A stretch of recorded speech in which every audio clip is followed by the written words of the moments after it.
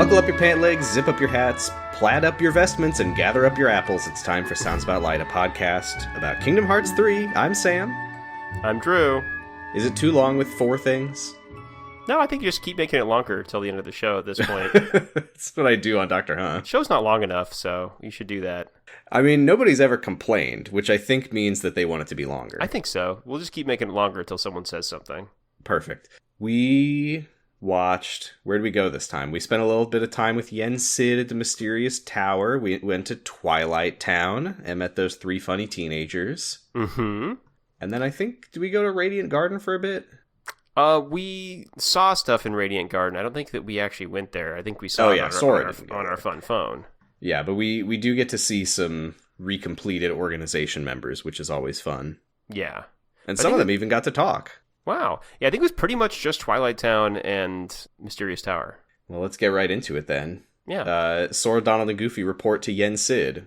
And Sora, of course, is coming right out of the Olympus adventure. He has not retrieved his strength. He is still as weak as ever. He is really not bothered about it at all.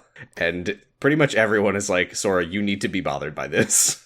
I gotta say, I'm like, why did you guys think that would change it right away? What was supposed to happen?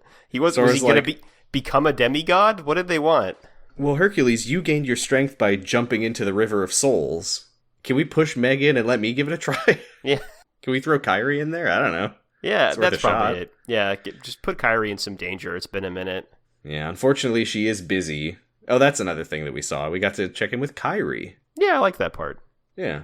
But yeah, Yen Sid is like, Sora, you really need the power of waking. Remember that? Remember that MacGuffin that we still don't really know exactly what it is? I like that. Does Donald literally say we could bonk you on the head and see if that does it?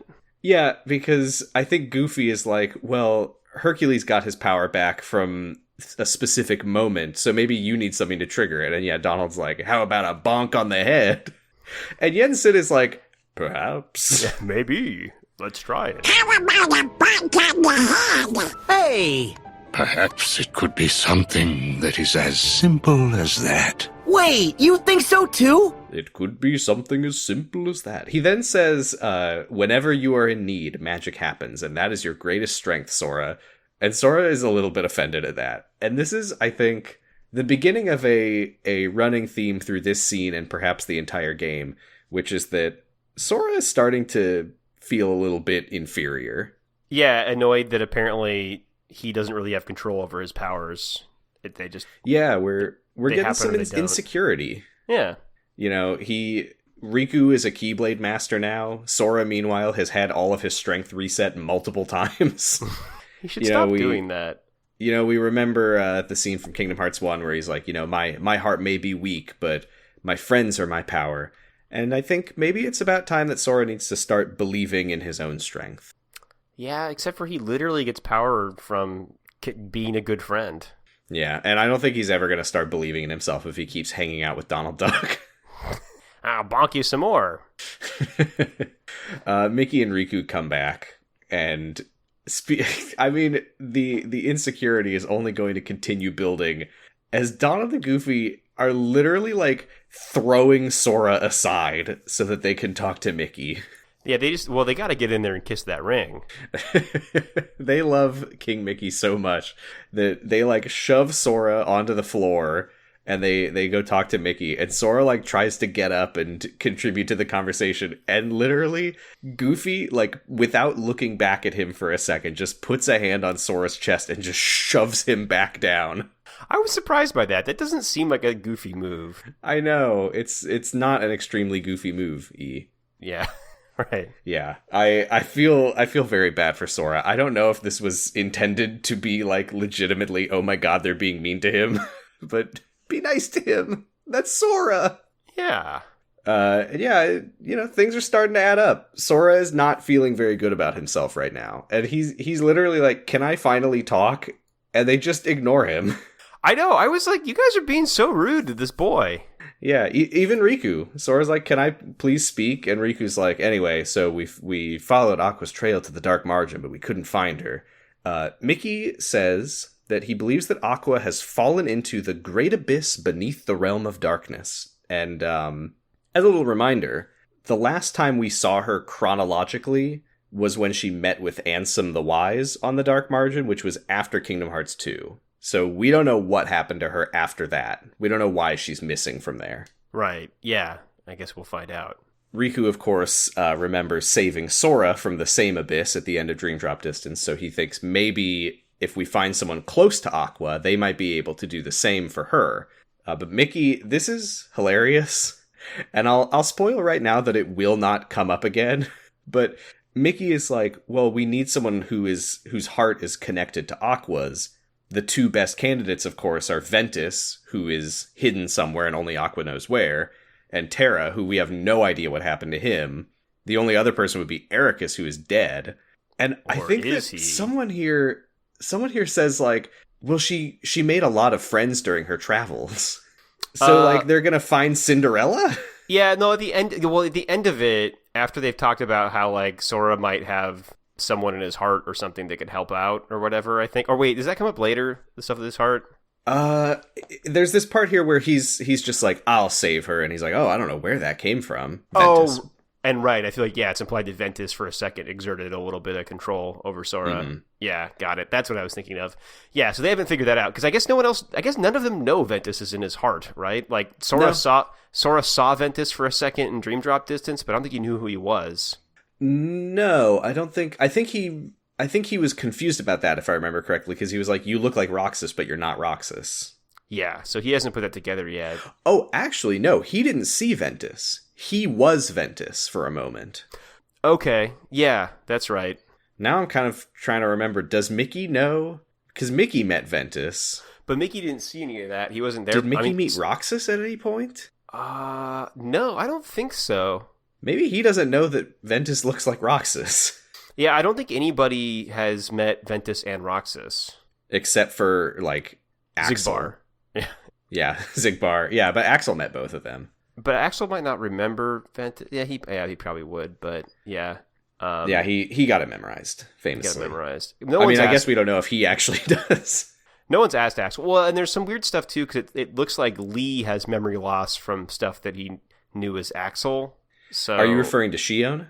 Yeah, Shion, but it seemed like he said, like, hasn't he, like, implied that he doesn't remember everything from being a nobody? I think it's only Shion because Shion, she was everyone destroyed. forgot her. Okay. Yeah. Okay. Anyway, yeah, so they imply that maybe they can go find Cinderella or Peter Pan or someone, and maybe they could make the dive into the abyss. Zach could probably do it, but the credits made it look like he might have died, so we don't know what's going on there. Yeah. Unfortunately, that will never be brought up again, which is a bit of a shame. Yeah, they probably don't have the rights to Zach anymore. But yeah, you know, they finally acknowledge Sora, and they're like, hey, if you think you can save her, we'll believe in you. Don't let us down, Sora. And then Yensid, you know, they tell him that their Keyblades were destroyed, and Yensid's like, okay, well, could you meet up with Kyrie, Lee, and Merlin, and Merlin can get you some new Keyblades, I think is what is implied here, which we don't have time to unpack that. Mm-hmm. And while you're on your way, deliver these plaid vestment suitcases. And Sora sees that there's more outfits being handed out, and he's like, please! He's so impatient. I've been wearing this since 2007! It's true. He has a couple times, like, grown out of his clothes. Yeah. And I like this part where Sora is, like, very jealous and whiny about not getting a new outfit, and Donald, like, chastises him to try to, like, look good in front of Yensid, and Yensid is like, of course, Sora, we have one for you as well, and Donald's like, oh, man. It's fucked up that why don't Goofy and Donald get good suits to protect them from darkness? They're gonna have to go That's a very good question. They're gonna have to go into darkness, too. Huh. I don't know. I don't know why they've never gotten new outfits. Yeah. I mean, like, I could believe, like, Goofy's just such a good boy that he'll never get taken by the darkness. But He's a Prince of Heart. Donald Duck is at risk. He's a Prince of Darkness. Yeah, he sure is. And Sora sees his plaid suitcase, and he's so excited, and Yensid is like, there is also a gift from Chip and Dale. And Sora just goes, cool, okay. Oh boy, this gift. He's just like, gifts. Jiminy's also here. I was shocked to see him. It's always weird when you remember Jiminy's around. Yeah, Yen Sid also gives Sora a charm called a Heart Binder. This is not anything we need to talk about. It's how you do summons. Moving on. Before they leave, they all lean in to listen to Yen Sid, who very quietly whispers, "May your heart be your guiding key." And Goofy's like, "I told you." That was funny, too. I like how they're like, yeah, no, we've always been saying this. See? It's such a typical Kingdom Hearts thing to be like, now you might be wondering, why has this never happened before, but it's happening now? Well, it has been. You're wrong. Gotcha. They were just whispering it even quieter before. Yeah, he whispers so quietly, and you look and you can see in his mouth is Mickey Mouse's shirt. And you're like, oh, that's where it went. Yeah. He ate it. If you play Mickey's audio backwards from Kingdom Hearts 1, he's saying, "May your heart be your guiding key." Every line. Yeah. They're back in the gummy ship. Sora's got his new outfit on. I do like this one, except for the fact that he's got a deep V-neck with a metal necklace, and I cannot see it without thinking about how cold it must be. Yeah, he's got magic. I don't know. Oh, that's true. Donald's warming it up. That's right. It's, same deal as last time. They don't know where to go. Sora doesn't know how to get there. Donald's mad. His own theme music starts playing from his pocket, and he pulls out a smartphone in the chunkiest Kingdom Hearts case. Yeah, I said this on co-host, but it looks to me like those phones you give to your grandparents that just have like pre-programmed buttons to call 911 and stuff. Yeah, he's on Jiminy Cricket Wireless. Yeah. That was off the dome. I didn't even have that written down. Look at me go. I got a question for you. Uh-huh. I think I asked this on co-host too, but what social media do you think would capture Sora and ruin his mind? Oh God. I think Sora would be destroyed by TikTok. That was my conclusion too, because I think that he basically wouldn't engage with any of the other social medias. It would either be TikTok or Instagram, and I think it's TikTok. Well, here's a fun fact, because I don't think that there's any of this in Gamer's little video that we're watching, but this is a thing in Kingdom Hearts 3 that all of the loading screens are Kingdom Hearts Instagram posts. Oh. So it'll be like a picture of the Destiny Islands, and it'll be like, I love my favorite beach, hashtag Destiny Islands, hashtag dreaming, hashtag Sora, hashtag Donald, hashtag Goofy, hashtag Riku, hashtag Kairi, hashtag memories. I kind of like that. It's pretty great. Because they're all teens. That makes sense. Yeah. Yeah, I like it a lot. And also, I mean, we learn here when Sora looks at the gummy phone for the first time, it's called the gummy phone, Chip and Dale do inform him that it can take pictures. And you can take selfies. Yeah. So it's made out of gummy blocks, and I assume they're like saying that's how it can communicate between worlds. Sure. Yeah. But, okay, gummy blocks are the barrier of a world that got destroyed, right? Mm-hmm. How are we getting so many gummy blocks? Well, think about how many Disney movies we haven't seen. They're all dead. Oh, okay. All right, cool. This phone is made out of fun and fancy free. Enjoy. This is 3 caballeros. I really love when the phone starts ringing and Sora says, "What is this?" And Donald goes, "Got me. Make it stop." Donald's on a new level in this game. I like it a lot. Yeah, I know. He's really mad. This Donald would think he killed his nephews. And he'd be right. Yeah. Sora answers the call accidentally. Don't worry about it. And Chip and Dale are FaceTiming him from Mickey's desk. And I love that we cut to Mickey's library at the castle. And we see that they have their tiny gummy phone on a little stand so that they can stand in front of it and talk to Sora. Yeah, that's great. That's the good stuff. They explain the gummy phone, who cares? Chip and Dale tell him about the data that Ansem hid inside of him. This is the first he's heard of it. And then Ienzo joins the call to give a little progress report on the decryption of said data. They have no idea who he is, of course. And he's like, "Hello, I'm Ienzo. Alias is here too." And we cut to Alias, who just grimaces and says nothing. Alias, whose voice actor couldn't be there that day or something? I guess so. Both of their voice actors are still, English and Japanese, that is, are still working. They're both alive. This isn't a Phil situation. I don't know why they didn't get them back. I will say, Lexius's, like, organization nickname was the Silent Hero, so maybe that's why. Could be, yeah. That wouldn't explain why Dylan doesn't talk, but whatever. The other silent hero. Busy. I guess so. I think that Lexius's voice actor's name is Dave Boat, which is pretty good. Oh, I want to get on the Dave boat. I want to get on the Dave Boat. Sora should fight one at the end of the game. Please. So, yeah, Ienzo explains, like, when you defeated our nobodies, you recompleted us into people. We took our hearts out by choice, but Xehanort had deceived us. We're back to being normal guys now. Donald doesn't believe that, but Goofy's like, well, I mean, Lee's on our side now, so who knows? Yeah. Let's trust him to dig through my heart. I mean, Sora's let people into his heart with less information, so yeah. That's true. Ienzo says that they have friends of their own that they're trying to bring back, which I assume is Roxas and Ansem? It probably is, or, they might not really know what's going on with, like, Saïx yet. Yeah, it could be. Yeah, maybe Isa. Yeah. But yeah, they agree to work together. Ienzo says, like, oh, Ansem found, rather, that your heart doesn't just belong to you. And Donald and Goofy are like, what? And Sora's like, oh, yeah, no, I know. Yeah, it's all fucked up in there. That makes sense to me. Yeah. I never mentioned it, but yeah, I'm like 100% sure that there's at least 2 guys in there. I mean, it makes sense because he does know about Roxas. He doesn't know about the other ones, and that's correct. Fair. Yeah.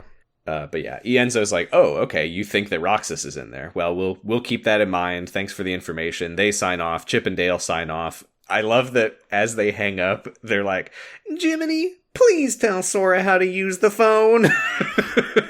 Why is the old man Cricket in your pocket the one that knows how to use the phone?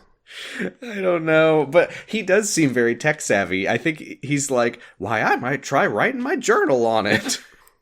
Yeah, it's true. He did understand the data journal, like, pretty quick. Yeah, that's true. He's had a lot of hacking experience. That's right. He went to the same school as Pete. And yeah, do you think did Chip and Dale teach the school? That seems incredibly likely. Yeah. I'm gonna say yes, that is a fact. Great. So Sora says, okay, now I know what we need to do. We need to follow the trail of Roxas's heart while the others follow the trail of Aqua's heart. He uses his Keyblade to open another gate for the gummy ship, and we finally get the Kingdom Hearts 3 title card. We made it! Woo! We are now out of 2.9. Hooray! They go to Twilight Town, and Goofy immediately realizes that they forgot to tell everyone else about Maleficent and Xigbar, and Sora's like, whatever. It's fine. You know, how dangerous could it be if Pete is involved? Rude. True. He's your greatest adversary. He's gonna kill you. You're weak. I actually, but I thought back to the content of what they said to Sora, and I was like, actually, I don't think they really said anything to you that anybody could do anything about, so... They said, I hope that being nice comes with insurance. Yeah, like, what is Yensid going to do with that? They already know those people are still around, so, yeah. I'm with Sora. Unless Yensid has heard of the black box, which, let's be real, he probably has. Yeah, he was in it. That's the secret. He was the thing in the box. Curled up into a pretzel. Oh, I don't like this. Sora sees the Twilight Town trams and is like, oh my god, they're still here. Donald's like, it hasn't been that long. Which I think is a little joke about how long it's been since Kingdom Hearts 2, but also they kind of tie it into what's going on, and Goofy's like, maybe what you're feeling is Roxas's homesickness. And Sora's like, yeah, I think you're probably right. Which makes sense. Yeah, it's probably a little bit of both, but yeah. They kind of reflect on the plot of Recoded, Data Roxas testing Data Sora and his ability to cope with hurt. And, you know, Sora says almost word for word exactly what Data Sora said, where he's like, you know, carrying around a little hurt can't be all that bad because hurting is part of caring. And Donald and Goofy are like, that's exactly what your little robot self said. Wow. Great. It makes sense. They're basically the same guy. Bring him back. Yeah. No, please. Sora gets back on topic and they start thinking about Roxas again. And then the screen goes black and a silent voice says, do you seek our liege? Which is something that happened in Kingdom Hearts 2. I believe in the Data Twilight Town, it was like, we have come for you, my liege. This is the Dusks talking, presumably. Right. Okay. Yeah, because they think Roxas is their boss. I guess so. I am curious if there is any significance to Roxas being our liege. Like, it could just be like we're basic nobodies and you're a special one, but you would think Xemnas would be their liege. He was going to be the next like vessel for Xehanort, so maybe it's that. Yeah, maybe. I don't know. Yeah. But yeah, the Dusks show up, so Sora summons his Meow Wow to become gigantic and fly around like a deflating balloon and explode. I loved this. I was very glad the Dream Eaters were still here. Yeah. I love the like finisher of the Meow Wow summon, where it explodes and like all the Dream Eaters like just go flying in all directions. Yeah, it's amazing. Much less so, I did not like seeing the stupid ship just go back and forth and blow water all over the screen or whatever. Oh, yeah, when they did the pirate ship attraction. Yeah, not great.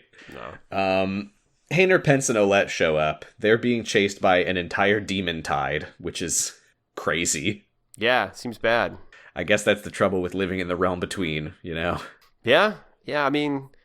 They imply this has been going bad recently, right? This isn't like every day. Yes, and there's a weird thing in here that I was fascinated by, because we don't know how much time has passed since Kingdom Hearts 2, like from Sora's perspective. We know that time can be weird, famously, but Sora and friends fight off the demon tide and it flies away, and then Sora runs up to the others. He's like, oh my god, you guys, it's been ages. And they're like, it hasn't been that long.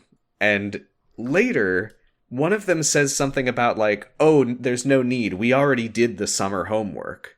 So like, for them, has it been like a few days? Or a couple weeks or something? Yeah, I'm not sure. Or maybe they're like in the school year and they're like, no, that was for summer. I don't know. But yeah, it doesn't seem like it's been much time. And it's hard to tell if they look older or if it's just that it's their new Unreal models. Yeah, and a whole lot more plaid. Yeah. And a full new voice cast. Oh. They all were good sound-alikes, though. Still got Dog Street, though. Yeah. Yeah, that's the one thing that can never be replaced with plaid. He will always be Dog Street. Yeah, I looked for a shirt for a minute, but I didn't find any that I thought looked good enough, so... They sell the Dog Street jersey that Pence wears for $500 on the Square Enix shop. Yeah, I was looking at Etsy, but still. Anyway, so... yeah, Pence is like, oh, if you three are here, then maybe that means that things are getting weird in Twilight Town again. And Hayner's like, we were just chased by a tornado of shadow creatures. What are you talking about? Sora's like idea of what normal is has really gotten out of whack. Well, that was Pence who said that. Pence is supposed to be the smart one. Oh, yeah. Huh. I don't know then. But yeah, he says that he's looking for Roxas, and they're like, Roxas, that sounds familiar. And... As a fun reminder, you know, obviously they know him through Sora's heart, having Roxas's heart, which knows them from the data Twilight Town. But they actually did meet Roxas in Days, like twice. Yeah, very briefly, though. Yeah, just a couple times. It was a long time ago. But yeah, they do kind of know him IRL. Goofy shows them... I love this part because he shows them the picture that they got. I think this is the picture that they got in Kingdom Hearts 2. In the box with the ice cream. And it's the three of them with Roxas outside of the mansion posing for a picture. And they're like, oh, we'll help you find him. He seems like a pretty cool guy. And they zoom in on this incredibly dorky looking picture of Roxas. Yeah, I love that photo, though. Oh, yeah, the line from Pence is great here, too, where he's like, oh my god, we have the same picture. And he shows a picture of the three of them in the same pose. And he says, it's like one of those spot the difference puzzles, but really easy. Isn't this like... weren't the nobody stealing photos of Roxas at the beginning of Kingdom Hearts 2? They were. Yeah. And the word photos. And the word photos. God, I remember... yeah, okay. Very strange. Yeah. They decide to search... they split up and search for Roxas. First, they decide to take a picture together. They all pose and then remember that nobody's holding the camera. I love this part where I guess like they draw straws off screen or whatever. And Donald has to take the picture. Goofy agrees to sit out with Donald, too. And Donald's like, well, if you're going to sit out, then you take the picture. He's such a little jerk. It's great. Yeah, and Goofy takes a picture of 4 smiling humans and 1 very angry duck. It's kind of like a Yeah, Donald Duck thought they were doing like a photo, like for like a album or an album cover photo, and everyone else was just taking a normal photo. Why do these 4 humans and this one duck look like they're about to drop the most fire mixtape? It'd be good. He can play a hot guitar, so... We then see our first lucky emblem, which is, it's a hidden Mickey. There's hidden Mickeys in this game, and you got to take pictures of them with your camera. Fortunately, they never come up in conversation again, because... I thought it's so weird, though, because in my notes, I'm like, oh, a lucky emblem, it looks just like my friend's head. And then they just go, oh, it looks like King Mickey's head! And yeah, I'm they're like, are you thinking what I'm thinking? Yeah. It's like, you guys aren't more weirded out by King Mickey's head just being everywhere? Who did that? An Mickey? impetuous little man. Mickey did it? Yeah. He's going around to the world just graffitiing his head everywhere. It's part of his podcast tour. Yeah. And in some cases, arranging clouds in the sky into the shape of his head. Wow, he's really full of himself, but he is king. What else is new? Yeah. They head to the mansion through the forest, and they find a trail of fruit on the ground leading up to a tree full of monkey heartless climbing up towards a terrified rat from Ratatouille. Yeah, Remy? Remy. Not voiced by Patton Oswalt. Not voiced at all. No, he does not talk. He doesn't get a name in this. They just call him Little Chef. Yeah, and fair enough, because he only talks to other rats in the movie, so he wouldn't really have a way to tell them his name. Yeah, although I feel like that he should be... First of all, he should be able to talk to Donald and Goofy because they're both animals. Second of all, he should be able to talk to Sora because Sora has Ventus in his heart and Ventus is a mouse. I thought you were going to say he had dog brain, but... Well, they rescue Remy from the Heartless, and they're like starting to leave, but Remy climbs on Sora's head and starts piloting him around and makes him gather up the fruit for him. I feel like they should all be way more freaked out by this. Yeah, Sora, to his credit, is like not pleased. He's like, oh my god, I can do it myself. I get it. But they kind of think it's cool, and Goofy says, that little feller's parked on your head. He's piloting you like a mech. Yeah. I like this part, though, where they gather up the fruit for Remy, and they're like, what are you going to do with all this fruit? And he, like, mimes chopping it up and, like, cooking it or whatever. And they just watch him do this, and then Sora's just like, well, bye. Like, I don't know what he's doing. Yeah, it felt like the game acknowledging, like, what? This isn't part of the story. Come on. No. We'll come back to that in a little bit. They go to the mansion.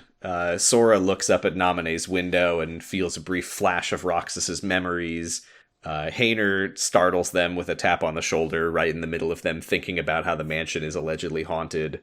Basically, nobody has learned anything asking around town, so they're going to go inside and try to get into the virtual Twilight Town. But I like how it's like a theme that you never find anything asking around town, you know? Like like when they spent all that time looking up rumors and they were all bullshit and like... Yeah. I don't know what would have happened, though. They like go and ask the accessory shop lady, the old grandma, and she's like, you know, now that you mention it, I did hear about a computer room in the basement of the mansion. Yeah, fair enough. There's a big dumb computer in there. Have you ever heard of a man named Diz? It stands for Darkness and Zero. He's my son, Ansem the Wise. Oh, twist. Anyway, they try to activate the digital world transporter thing, but for unclear reasons that I don't think will ever be addressed, no, you can't. They're like, it's in protected mode, so that's that. Yeah. Yeah, because I thought it was funny because Pence did log in with his name as the username, and I was like, why does he have a user account for Big Dumb Computer? It was Ansem's computer. Password sea salt ice cream. He knew the password, but if you look, he wrote Pence for the username on the screen. He just logs in as Ansem and like changes the profile. Yeah, that would be. He uploads a selfie. Ansem gets back and he's just like, "What? This is not my gamer card. This is not my avatar." So Ienzo calls them on the phone and it's like, I mean, this is the call you never want to receive when you're logging into somebody else's account on their computer, is getting a call and being like, "Excuse me, are you logged into his computer?" And they're like, yeah. Yeah, IT's pissed. Yeah, he's like, "Did you log into the terminal?" And Sora goes, "Yeah, the log terminal." And Donald says, "You don't know what he's talking about, Sora." This was good. Not knowing how computers work. Talk. I thought it was actually funny. Yeah, the one line that doesn't really do it for me is when Ienzo explains what he and Pence are going to do, and Sora says, "Okay, great. I can't computer, so do that." I thought that was a little bit too, like, Facebook quirky for me, but... Yeah, I don't know. I agree with the sentiment. Games are almost never funny when they try to be funny, and I think this is actually kind of funny. Yeah, it's a very minor nitpick in a scene that I do like. But I also like this part where Pence is like slowly and deliberately explaining to Ienzo what's going on, and Hayner just like grabs the phone and is like, "We're trying to get into the other Twilight Town." That's what I like about Kingdom Hearts 3 cutscenes is it's very like full of character, you know? Yeah, no, it isn't just plot delivery or one joke delivery. It's like both, which is nice. Yeah, and whoever thought that we would get to see Hayner talking to Ienzo? Not me, but hey, we got smartphones now. That's right. Anyone can talk to anyone. It's the crossover event of the century, besides Kingdom Hearts in the first place. Yeah. So yeah, Ienzo basically is like, okay, I guess Ansem the Wise must have created a datascape, and we then like fade to black, and we come back. Pence has been like working with Ienzo. Sora is literally asleep, standing up, just holding his phone up to Pence. Mm-hmm. Basically, they have given Ienzo access to Ansem's terminal in Twilight Town. The transporter is still locked. That's never going to change as far as I know. But Ienzo has access to all of the logs and the data and stuff. So that's good. He also mentions that, hey, remember Evan? Yeah, of course I remember the horrible-faced man. Yeah, I like that they cut to... This is a rare moment. Usually when they give us a flashback, it's in the graphics of the game that it's from, but they give us a loving, unreal render of Vexen's horrible face. Well, I assume it's because he's going to show up in the game later. Although, no, never mind. Yeah, why did they re-render it? Yeah, because it's just the moment from Chain of Memories where he's in front of the mansion and then Axel kills him. But yeah, we get this horrible Vexen face, and Ienzo says that basically when they all woke up on the floor, Evan was with them but unconscious, but at some point he vanished. And he's worried that Evan might have left of his own volition to try to rejoin the organization to continue his research. So that's the end of that conversation. Yeah, I mean, that makes sense. There's no way he was a good guy. He's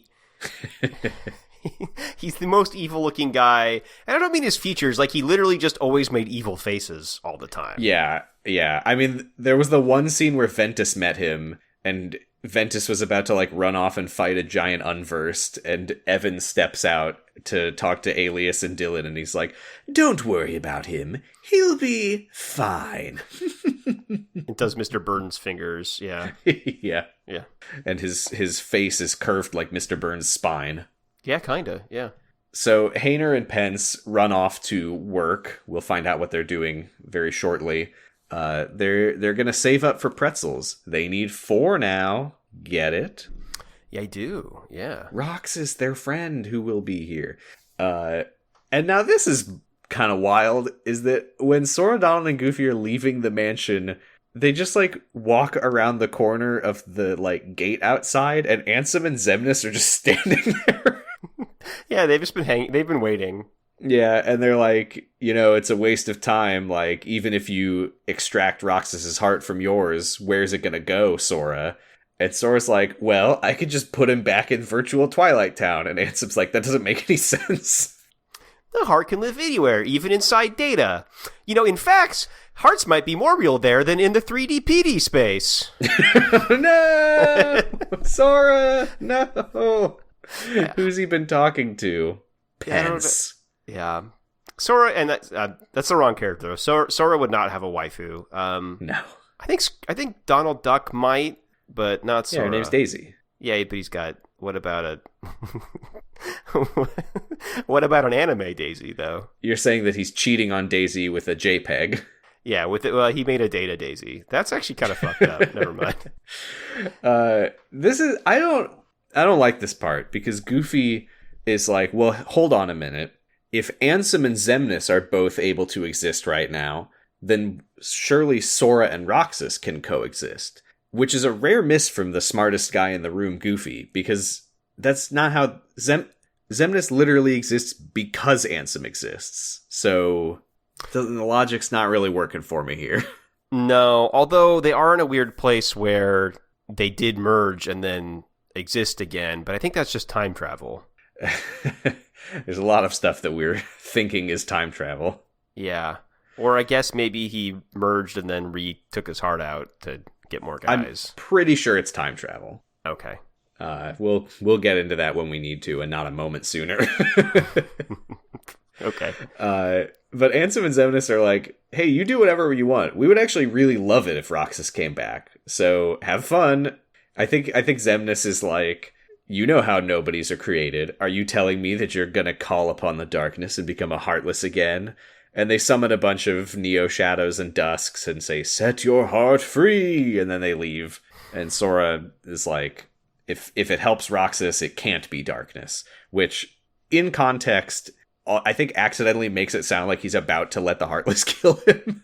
Yeah, it does. But, quick question. I'm trying to remember. The reason Ansem is a Heartless that kept his memories was just because he was so evil, right? That's why Sora didn't keep his memories as a Heartless.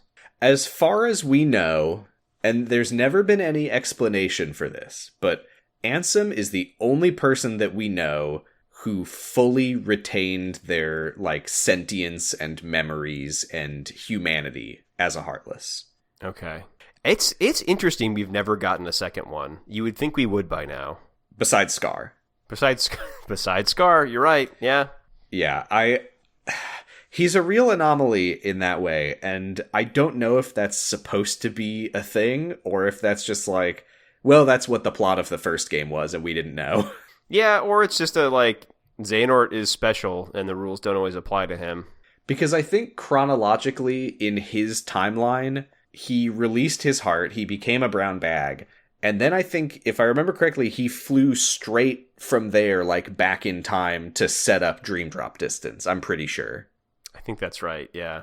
So, he definitely knew what he was doing. But, you know, there's also a lot of weirdness going on with the fact that it was Xehanort's heart in Terra's body, so who knows? Who knows what happened there? There's a lot of weird, like, unprecedented things at play. Yeah. Okay. All right. Anyway, they fight. So Sora afterwards, you know, he's like, I'm gonna save Roxas. I'm gonna do what Hercules did for Meg. I'm gonna fight with all my heart. They go back into town to warn Hayner and Olette that there's villains afoot. They are interrupted by Scrooge McDuck, who says, thank you for rescuing the chef from my new bistro. And he hands them a fruit tart. And he says, this is from him as thanks. And as they look at this and they're like, wow, a cake! This looks like a delicious cake! You just see Scrooge's hat start rumbling more and more furiously. Yeah, this is my crackpot corner for the episode. Okay. That this isn't Remy, this is Ermix, his nobody, and he's piloting Scrooge. He's totally mind-controlled Scrooge, and he's taken over, and he's running this restaurant. I like it. So when did he become a Heartless? They were too late with the monkeys, and he was already a Heartless at that point. Oh no, that's terrible. He was already a nobody at that point. So he's gonna be one of the darknesses that they have to fight. Yeah, he's part of the organization now. There's going to be a cooking minigame where he cooks food for them, but there's a little bit of poison in each one. Yeah, or like, I don't know, he's cooking. Yeah, he puts them to sleep, and then you have like a weird boss battle where he's like piloting around a giant Heartless or something, like a dark side Heartless. They've got hair; he could do it. They do have hair. They have long, flowing, luscious locks. Yeah, I like that. It's true. Okay, great. That explains why Patton Oswalt isn't voicing him. Yeah, Do you think he would do it if they asked? Oh yeah, Patton Oswalt. Yeah, I think so. I also think so. Anyway, yeah. So Scrooge is like, all right, I'll tell him. It's I'm not gonna say it. A fruit tart in French, and he pulls his hat off and reveals Little Chef Remy the Rat, Ratatouille, and I think that he implies that he went to Ratatouille World, which is called France, and met Remy. One of the many Frances. Yeah. And was basically like, I'm rich. The rules about world order do not apply to me. Yeah. Would you like to come with me? Because they are just like, Scrooge is just a world traveler, even though like the conventional ways to do that should all be gone, but the mega rich are not constrained by any laws, including universal ones, I would say. Yeah, he's in his mega gummy yacht. And he must have a Keyblade, I guess, to like shoot himself around. In Kingdom Hearts 2, Goofy said that, one of them said that Scrooge was working on like a world traveling method. So I guess they've just put that vague idea out, and they're just gonna keep it that way. Yeah, he can get around. Don't worry about it. He just like threw enough money into like a pit, or I don't know, like jammed it down into a Keyblade, and now I have a Keyblade. He made a bridge of money throughout space. Oh, that could be it. Yeah. Yeah, we don't need to get too much into this because it's a lot of just like mini games and side mechanics and stuff. But basically, Remy is the cooking mini game. You can find ingredients, which usually takes the form of you seeing somebody's takeout container and whacking it with the Keyblade and seeing what comes out. Seems rude.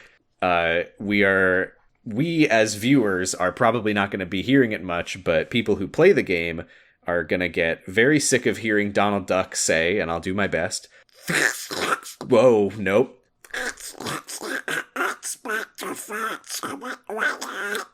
This looks like a good spot to find some ingredients. So they're kind of like pawns from Dragon's Dogma in this game. I haven't played it, but from what I've heard, exactly that. All right, cool. You'll also get a lot of like, Gosh, Sora, I think there might be a lucky emblem around here. Let's take a selfie. Is that Mickey's head? Nope. The other thing that happens here is that Hayner and Olette run over, and they explain that their part-time job is for Scrooge. They're putting up posters for a film festival, parentheses, of Mickey Mouse shorts.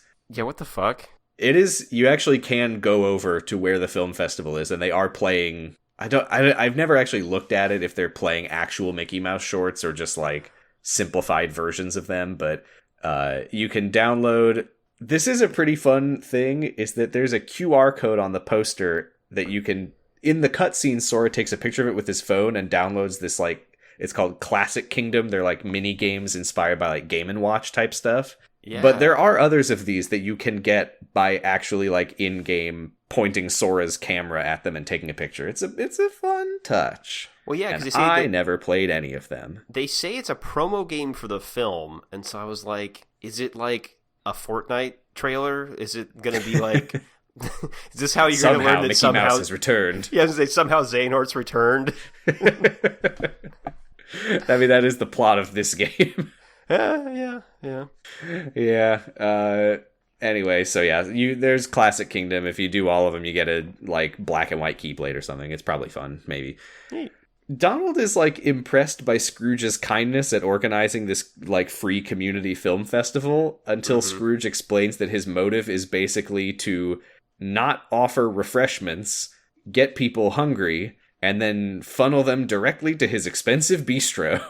And he makes like a very evil face during all this. And Donald's just like, oh, Uncle Scrooge. Yeah, he's bad. Yeah, and I think... But Sora and Goofy are like really like admiring him when they're like, wouldn't want to be one of his competitors. Well, yeah, we all admire, the Titans of Capital. Yeah, they're the coolest guys there are. Yeah. I haven't looked at the news recently, but I think that's probably true. They're so cool all the time. Mark Zuckerberg looks so cool in every photo of him that's ever existed. And Elon Musk recently had a very cool deposition publicized. Yeah, we love him. So yeah, Sora warns them about the villains, and that's kind of it. He's like, we're gonna go save Roxas, so you just keep him in your hearts, like how Kairi brought me back when I was lost. It's not really at all the same situation, but no, thoughts and prayers. I had that thought too, but yeah. He also says, when I was lost, Kairi and my friends brought me back by wishing with all their hearts, which is not at all true. Kairi hugged Sora's Heartless. Donald and the Goofy had nothing to do with it. He should just be nice.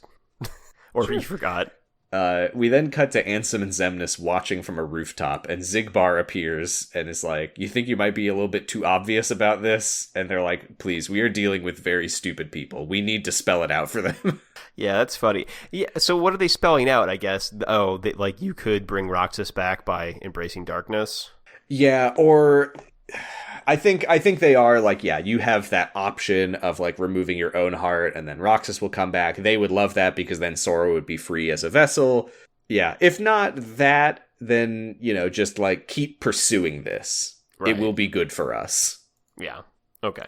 Xigbar is like, all right, fair enough, but don't forget, that guy is really good at ruining our plans. And Ansem is like, if he tries, we'll destroy him. Sure. You've never done done last time. He's always won, and now his friends are way stronger. He's killed all three of you. Yeah. Anyway. Xigbar says, well, don't destroy him too much, because he is one of our potential vessels, and Xemnas ominously says, that is why we never have just one iron in the fire. I love the way that he talks. He always uses these weird expressions, and no one else talks like him. It's so strange. Yeah, one of my notes from earlier is, one of his lines is, what you seek, it's impossible. He really drangs out impossible in a fun way. Yeah, I remember watching this interview with Paul St. Peter, who does his voice, and he was like, the first time I got my lines for Xemnas, I was like, you said this is supposed to be a minute-long monologue? There's 2 sentences here. Oh, so he's just stretching it out. Okay. That is exactly what he does. But it creates a very cool effect. He's really intimidating, even though we've killed him. Yeah. I think he's one of my favorite villains. Yeah, sure. he's great. Yeah. We then cut to a beautiful Unreal Engine forest where Kairi is narrating as she writes a letter to Sora explaining that Merlin has brought them to a forest where time doesn't matter, where she and Lee can train as much as they need to. And we all are thinking of the hyperbolic time chamber from Dragon Ball Z, because that's what it is. Is this where the dandelions went? This location has never been explained, but it's really, I think this cutscene is the only time we ever hear about it. Okay. So we'll see. We'll see if it ever comes up again. It could just be a one-off Merlin is a strong wizard moment. Apparently really a very strong wizard. Yeah. But yeah, she's like, I'm so excited to go out into the worlds and fight instead of just waiting around while you go on adventures. We'll see. She says, I've gotten to know Lee. He's a really nice guy. He's always saying how sorry he is for kidnapping me. She's like, I understand now. He was just trying to save his best friend, and it's hard not to like him. I do think that he needs to understand, don't apologize. Say thank you. Don't say, I'm sorry I kidnapped you. Say thank you for letting me kidnap you. Yeah. Thank you for being gracious about me kidnapping you. Thank you for forgiving me for kidnapping you. She says that she often notices Lee staring at her, lost in thought. And when she says, what are you thinking about? He says, I don't know. I feel like I'm forgetting something. And she says, it must have something to do with you, Sora. And she says, whatever happens, I hope that you stay happy and cheerful. There's no heart your smile can't reach. And that is the end of her letter as Lee walks in and starts staring at her and then starts apologizing. Mm-hmm. The rumors are true. These are his favorite things. He asks if she wants Merlin to send that letter for her. And she's like, no, I just like, writing to Sora. I'm not actually going to send this. And then he pulls out some ice cream. I'm so fascinated by what Merlin's role in all of this is, as he pulls out these 2 ice creams and he says that Merlin picked them up. Yeah, I don't know. So he put them in a time bubble forest, and then he's just running out for ice cream and mail. I guess so. They can't leave on their own. Or something probably. He's like, all right, I'm gonna go get ice cream, and they're like, no, and he leaves, and then he doesn't come back for another 5,000 years. And then they're so strong when he gets back. Just absolutely ripped. But yeah, he's got these ice creams. They're sea salt. That they're not in any sort of wrapper. They're just in his hands. Yeah, they were in his pockets directly. He says it's to summon that they both summon their Keyblades.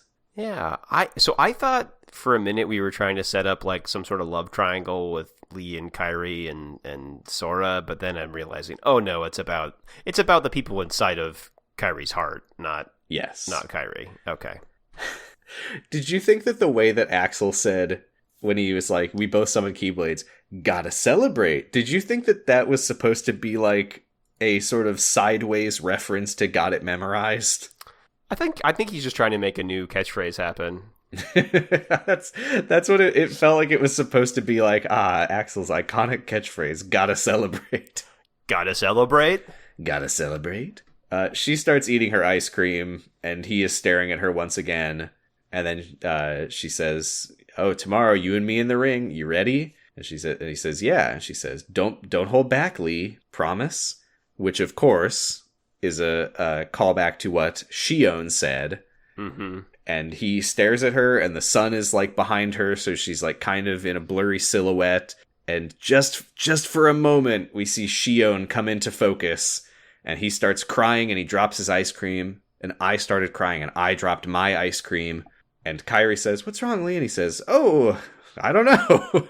I really liked that. I think that's super cool. Yeah, it's a really good moment. I like that he's like right on the edge. He like knows that he's forgetting someone, and he can feel that he misses her, but he doesn't really understand it. So like as soon as he's not seeing Shion anymore, Kyrie's like, "Why are you crying?" And he's like, I have no idea.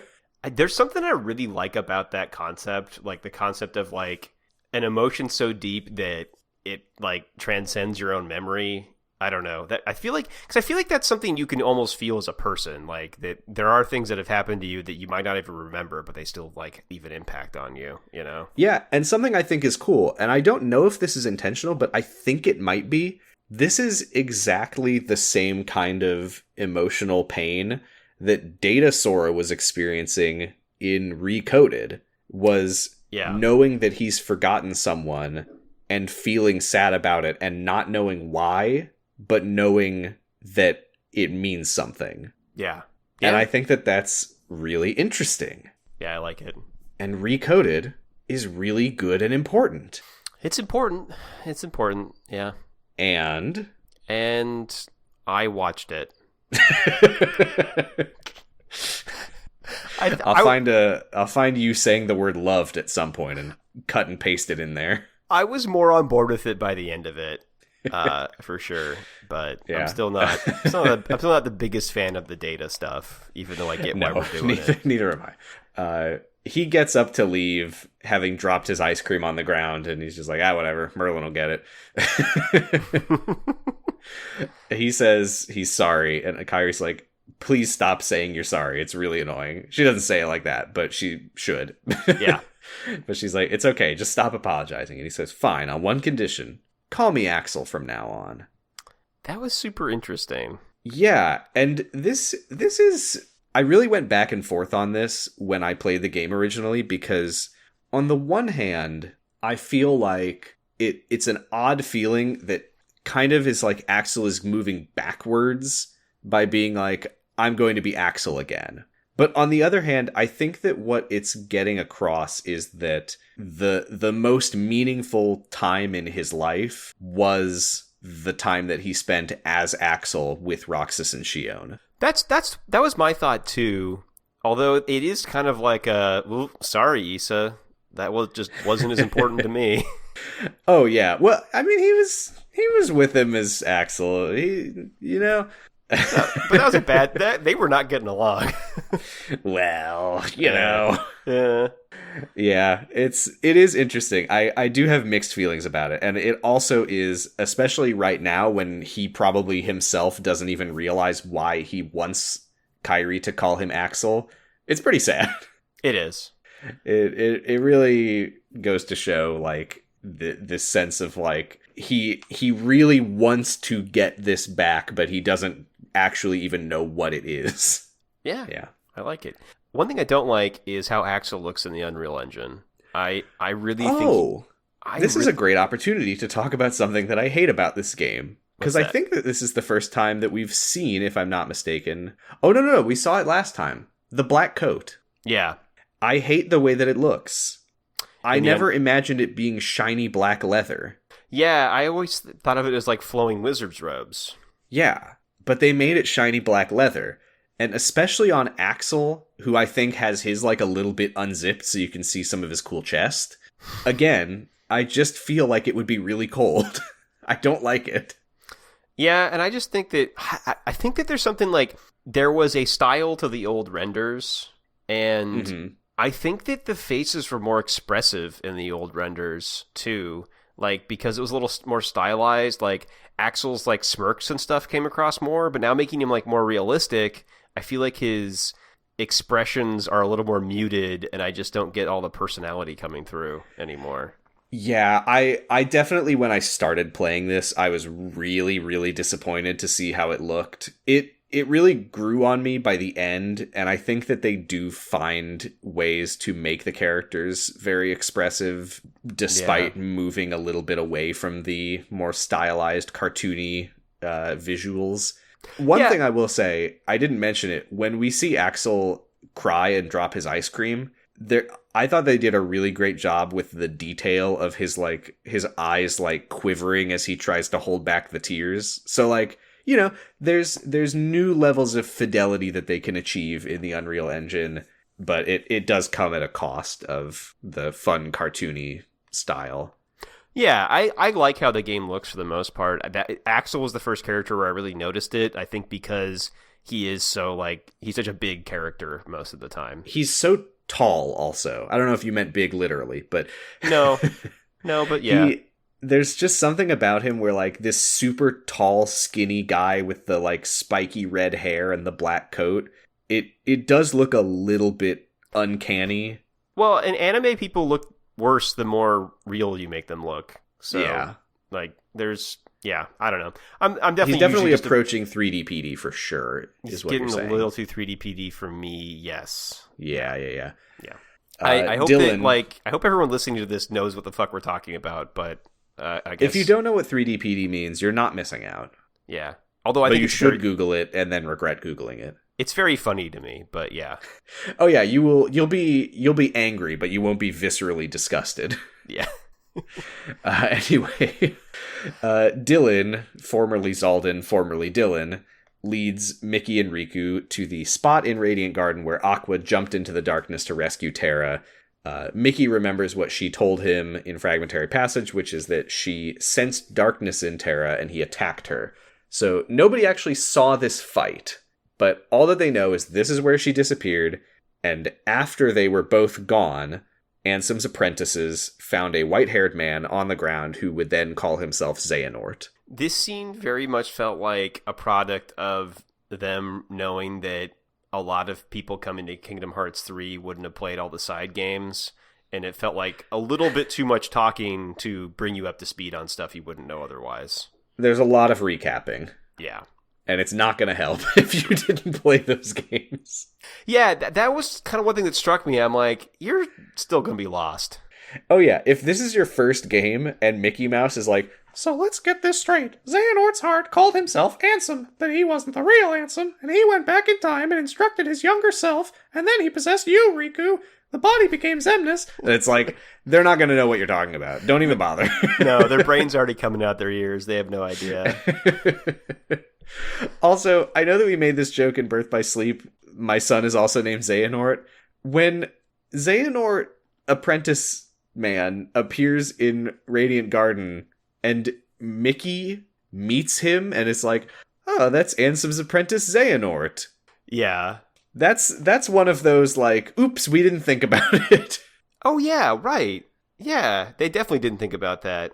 Which, I will say, they made the very deliberate choice in Birth by Sleep for Mickey never to meet Terra. So he wouldn't see Apprentice Xehanort and be like, wait a minute, hold on. But he certainly never thought it was odd that this man calling himself Xehanort appeared out of nowhere in Radiant Garden one day. But I mean, it is like in universe, his name had to have been normal to everybody until he was a big evil guy. I guess so. Yeah. There's no scene where Xehanort goes to the land of departure and meets Aqua and Terra for the first time, and he's like, "My name is Master Xehanort," and they're like, "That's weird." Yeah, because it's not like Master it's what? Not, it's not like a Sith name or something. It's just his name. Yeah. So yeah, they give us a little bit of a recap. The heart became Ansem. The body checked his email. Young Xehanort was seeking people with strong enough ties to his heart to serve as vessels for the real Organization 13. How do you feel about that name? I think, you know what? Honestly, I know people think that's like crummy, but I think if you follow the logic of the games, it makes a lot of sense. I guess it does. I wish they were just called Organization 13, and these are like the new members of it. Yeah, that's fair. It's fine.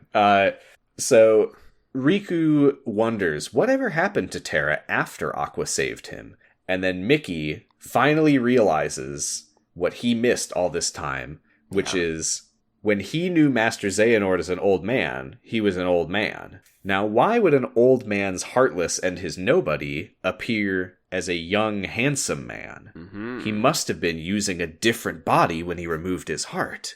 It turns out there's a reason that Ansem's apprentice was calling himself Xehanort. Yeah, man. Riku is shocked to realize that apprentice Xehanort was actually just Master Xehanort inhabiting Terra's body. Mickey realizes that Aqua would have had no way of knowing that. She just thought that Terra had been, like, possessed by darkness or something. She thought that she was saving Terra. Little did she know she was saving him and Xehanort. And Riku says, well, now hold on. So when Ansem and Xemnas were destroyed, then Terra should have been recompleted in some place, in some way. What happened with that? And Mickey realizes that Xehanort, at the end of Dream Drop Distance, said that he had 2 of their lights in his possession, Sora and one other. So the second one must be Terra. How does Lingering Will play into all of this? That's a great question. I mean, we talked at the end of Terra's story in Birth by Sleep about how confusing Lingering Will was as a concept. Mm-hmm. And yeah, that is still the case now.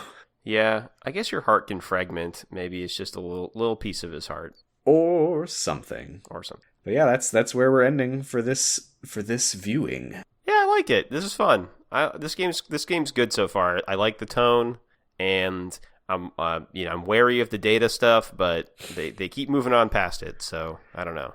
Something that I like is that they are making it very clear that as we approach the end of this first Marvel Cinematic Universe phase of Kingdom Hearts, we are building up to a massive confrontation with all of the heroes and all of the villains ever. Yeah, and I actually think it's I like it. Even if there's weird time travel stuff going on, I think this is a cool setup, and it feels fun that you're going to get to fight all these bosses again and stuff. So yeah. I agree. Yeah, a lot of people really did not like this game. I'm one of the people who thinks that it's really, really good, and I'm really looking forward to where it goes from here. Nice. Especially next time, as we get, in my opinion, possibly the best world in all of Kingdom Hearts, Toy Box. Woo! We're gonna meet Ham. We probably should have saved that reading for for next week, but I was too excited to read about the detesters of Woody. Yeah, I just want to make it clear I'm a detester of Woody, ahead of time, and we'll see how it goes. Well, on that note, shall we dive to the wiki? Yes, please. So, yeah, I had an article that I can't remember if I found at the end of last episode or afterwards. Mm-hmm. I thought it was Police Jesus, but you did point out that it's probably Police Jesus. It probably is Police Jesus, yeah. I would like to very quickly read about it, pretending for a moment that it's Police Jesus, and then I will revert to what it probably actually is. But I do want to read the intro. Police Jesus is a character originally from Big Hero 6 and Police Jesus, both with a shared universe. Line break. Despite this, he is Sora's father. Could be. We don't know who Sora's dad is.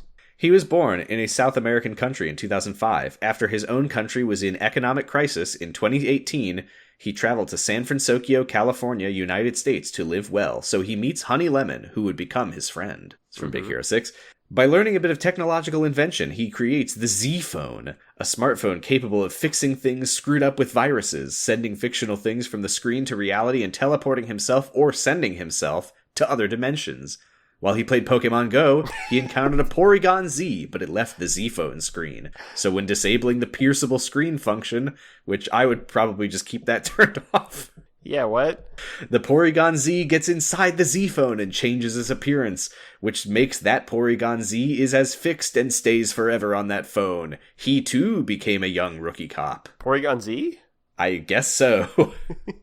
Is Z-Phone the one from Sun and Moon?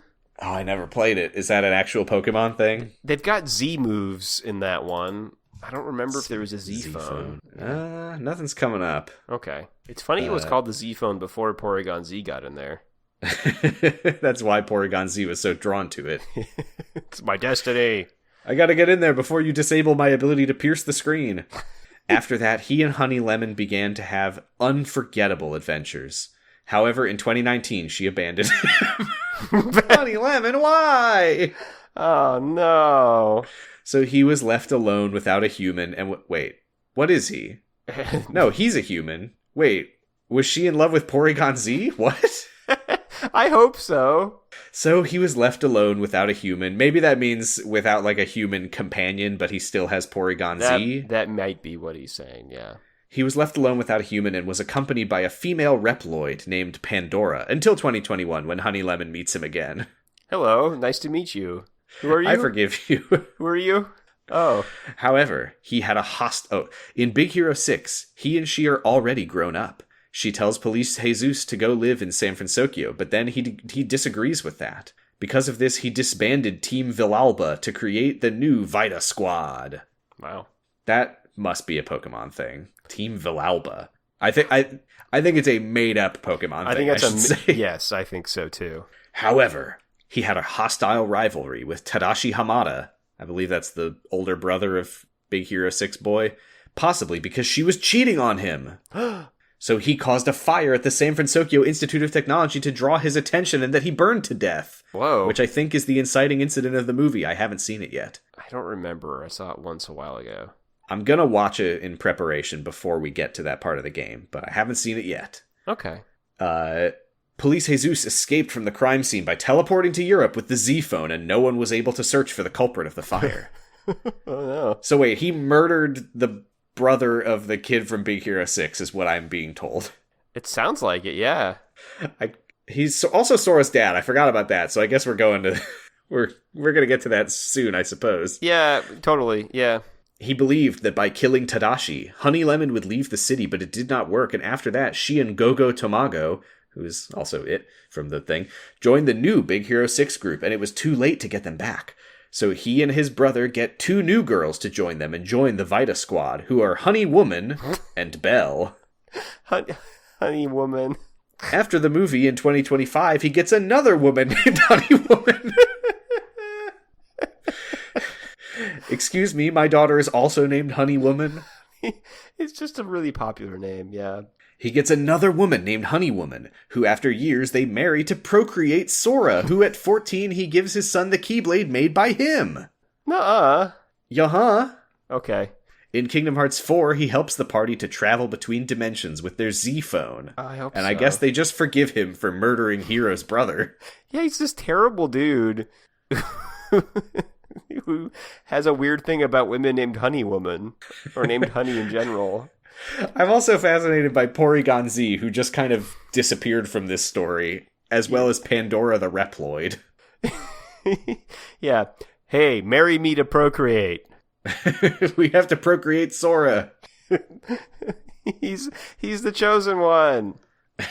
Also, I guess Kingdom Hearts is sometime after 2025. I guess so. Time, you know? Yeah. You found some links. Did you want to read any? I think we can save them for next time. We'd got to read, but we will have to read about Kit Summers. Or Kit Summers, depending on where you're reading in the article. People on this website really like spelling it one way for the title, and then another way immediately at the start of the article. Yeah. It took them like a month to write the article, and, you know. We do have a question on our cohost.org/soundsaboutlight. We have a question from Chell at Chell. Since there's a cookie mini Since there's a cooking minigame incoming and the sledding one last week, what are the best and worst KH series minigames? What minigame would you add and where, for better or for worse? So we do have an option to add a really bad one on purpose. Yeah, I have you'll a personal have to answer fondness this for the KH2 opening. I could skateboard doing nothing there for ages. Love the show. Thank you. Oh, that's nice. I think you'll have to answer this more than me because I've only played like a handful of these minigames. Well, I know for a fact that you've played one of the all-time worst minigames, the command board from Birth by Sleep. Yeah, I kind of love it, but it is terrible. You know what? If I'm standing in my truth, I have had fun playing the command board. It just takes so long for how little the payoff is. That's totally it. I had a great time watching like the fairy godmother like show up and do like an amazing move and all this stuff. But I forgot about that. But like it just takes way too goddamn long. Yeah, the skateboard's fun. Mail delivery's fun. I mean, it's not really fun, but it's fast. Yeah, I think I just hate the Coliseum stuff, to be honest. Oh, hitting the like jars and hitting the boxes and stuff. Yeah, and the actual Coliseum fights. Yeah. The only good video game Coliseum that comes to mind is the Paper Mario one. Mm-hmm. Yeah. The Glitz Pit, is that what it's called? Yeah. That's good. Yeah. Well, I've talked about this before. There is a very specific minigame that I would add, and that I will add by manifesting it, which is when Sora in Kingdom Hearts 4 goes to East High and does a High School Musical rhythm game. That would be very good. Gosh, what would I like to add? Well, let me just think about my favorite minigames. Oh, well, Sora would have to deliver pizzas. That's the best minigame. Are you thinking about Spider-Man 2? I am thinking about Spider-Man 2. No, and I guess you would use the flow move thing or whatever. Yeah, flow motion. Use flow motion to deliver pizzas. And you got to be careful, though. Yeah. You can do the flow motion wall run all you want, but as soon as you flow motion onto a lamppost and spin around, that pizza is wrecked. Yeah, no, absolutely. Yeah. And if you land in the water, you're done. There's a minigame from the Classic Kingdom series that I never played called How to Play Golf. How to Play Golf is a Classic Kingdom minigame in Kingdom Hearts 3. In this game, Sora plays golf. That makes sense. Yeah. Oh, it's a 1944 short titled How to Play Golf. Film Daily called it highly hilarious. Highly hilarious. This, another of Walt Disney's Technicolor cartoons featuring the goof, is a howl. Sounds good. Mark this down as a top-flight booking of its kind. Oh my god. Whoa, what? We gotta go see How to Play Golf. Damn. What else do we do? Oh, this is Wish Us Duck. This is Wish Us Duck. This is the part where we try to sound like Donald Duck. I did it earlier, but I think that we really need to get this looks like a good place to find some ingredients. Okay. Yeah. I wasn't at my best for that last one. Okay.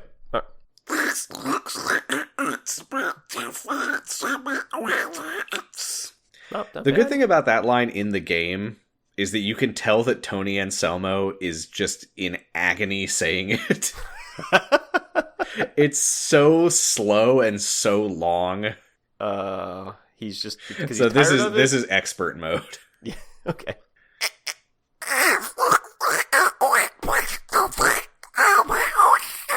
Oh man. It's really hard. Ingredients is hard. I think I was doing okay at first, but yeah. Yeah, that's gonna be. Maybe we'll come back to that again at the end of the game. Yeah, I'm down for that. There's no way that we're gonna remember that. No. Well, that's it. We're on co-host at Sounds About Light. I'm on co-host at Positive Stress. You can listen to my other podcast, Dr. Huh, where Jordan and I are watching Doctor Who in a random order. Still? Yeah, I know. We for a while had some. For a while now, as it turns out. We had some delays, so we haven't had a chance to record it yet, but we are going to be next talking about The End of the World with Cassandra the Skin Lady. I already watched it, and no spoilers, but it's a great episode. Yeah, I like that one. Thank you, Mr. Davies.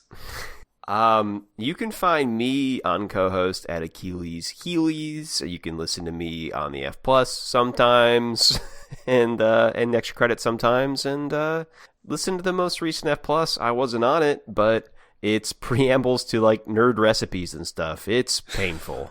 Oh God, I didn't see that one. Yeah, that sounds horrible. So definitely give it a listen. And like we say at the end of every episode, Keyblade. Do we also say noise space? Yes, we're also on noise space. I keep forgetting. I've been forgetting so much. Noise space. I'm so sorry. Listen to other podcasts on noise space, like The Island Shuffle and Fear Baiting. Yeah. Diet Coke and Lilith's House of Snacks. Well, let me try saying that again, but clearly, Diet Coke and Lilith's House of Snacks. Yeah, listen to that. Yeah. And Keyblade. Listen to that. And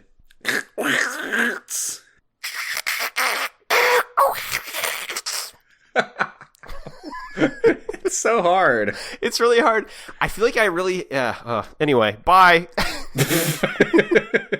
Bye. People don't need to hear me explain how to squeeze a Donald Duck out. This might be a good spot to find some ingredients.